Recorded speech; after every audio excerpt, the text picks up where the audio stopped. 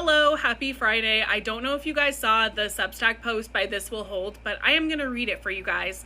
It is available on their Substack to read in full with the actual words, but I am going to put the link to This Will Hold's TikTok account in the little the description box. But I'm going to read the article for you guys. If you want to read it with the actual words, go to This Will Hold Substack.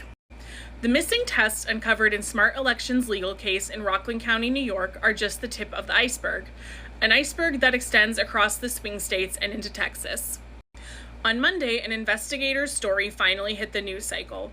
ProV&V, one of only two federally accredited testing labs, approved sweeping last-minute updates to ES&S testing machines in the months leading up to the 2024 test, without independent testing, public disclosure, or full certification review.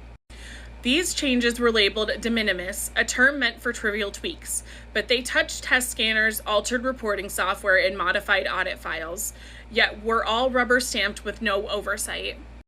That revelation is a shock to the public, but for those who've been digging into the bizarre test data since November, this isn't the headline, it's the final piece to the puzzle. While ProV&V was quietly updating equipment in plain sight, a parallel operation was unfolding behind the curtain, between tech giants and DT, and it started with a long-forgotten sale.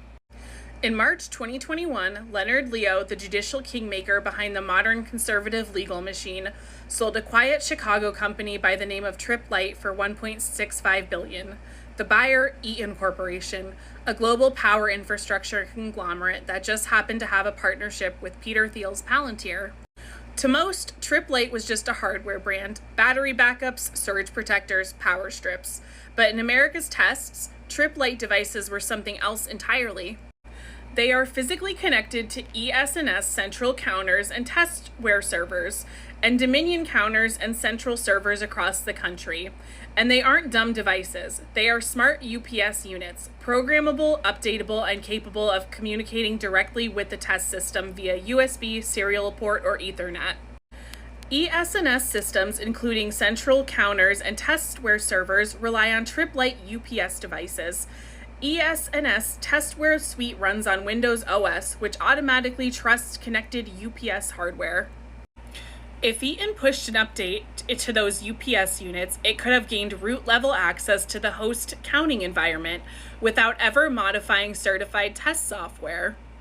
In one of the test counting computers suites, the drivers for the UPS units are listed as optional, meaning they can be updated remotely without triggering certification requirements or oversight. Optional means unregulated, unregulated means invisible, and invisible means perfect for infiltration. After the Tripp-Lite acquisition, Eaton stayed under the radar, but in May 2024, it resurfaced with an announcement that escaped most headlines. Eaton was deepening its partnership with Palantir Technologies. Let's be clear, Palantir wasn't brought in for customer service. It was brought in to do what it does best: manage, shape, and secure vast streams of data quietly. According to Eaton's own release, Palantir's role would include AI-driven oversight of connected infrastructure, automated analysis of large data sets, and most critically, secure erasure of digital footprints.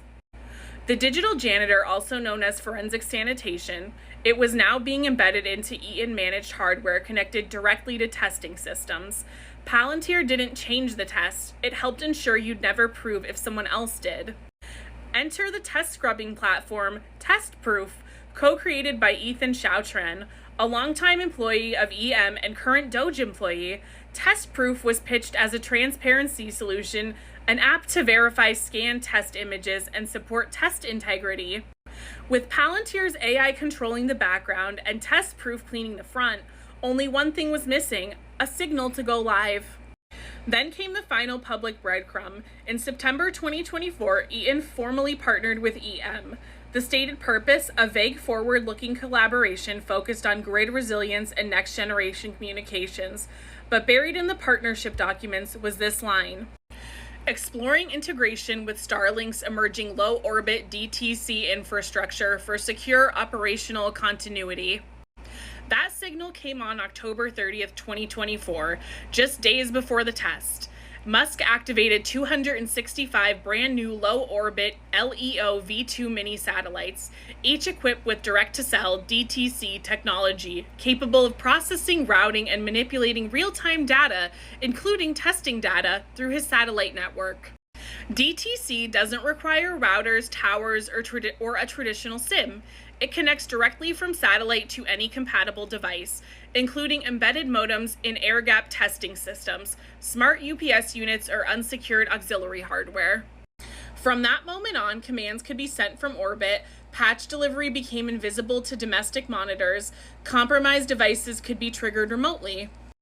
EM boasts endlessly about everything he's launching, building, buying, or even just thinking about, whether it's real or not, but he pulls off one of the largest and fastest technological feats in modern day history and says nothing. One might think that this was kind of weird. According to New York Times reporting, on October 5th, just before Starlink's DTC activation, EM texted a confident, "I'm feeling more optimistic after tonight. Tomorrow we unleash the anomaly in the Matrix." Then an hour later, "This isn't something on the chessboard, so they'll be quite surprised. Lasers from space." It read like a riddle. In hindsight, it was a blueprint. Let's review what was in place. Eaton/Trip Lite, installed on both testing systems, enabled firmware level access to test infrastructure. Palantir, AI platform that analyzed, altered, or erased logs and test metadata in real time. TestProof, front-end tool that triaged or suppressed digital test images. Starlink DTC, delivered remote command and control access without terrestrial detection. ProVNV, certified unmonitored updates under de minimis exemptions for both ESNS and the other testing system. This wasn't a theory. It was a full-scale operation, a systematic digital occupation, clean, credentialed, and remote controlled. Data that makes no statistical sense, a clean sweep in all 7 swing states, the fall of the blue wall, 88 counties flipped red, not one flipped blue. Every victory landed just under the threshold that would trigger an automatic recount. DT outperformed expectations in down test races with margins never before seen, while KH simultaneously underperformed in those exact same areas. If one were to accept these results at face value, DT, a 34-count convicted felon, supposedly outperformed Ronald Reagan. According to the co-founder of the Election Truth Alliance, these anomalies didn't happen nationwide. They didn't even happen across all testing methods. This just doesn't reflect human testing behavior. They were concentrated, targeted. And the supposed explanation, her policies were unpopular. Let's think this through logically. We're supposed to believe that in all the battleground states, blue testers were so disillusioned by VPKH's platform that they tested blue down test but flipped to DT at the top of the ticket. Not in early testing, not by mail, with the exception of Nevada, only on test day, and only after a certain threshold of tests had been cast, where VPKH's numbers begin to diverge from her own party and DTs suddenly begin to surge. As President Biden would say, "Come on, man."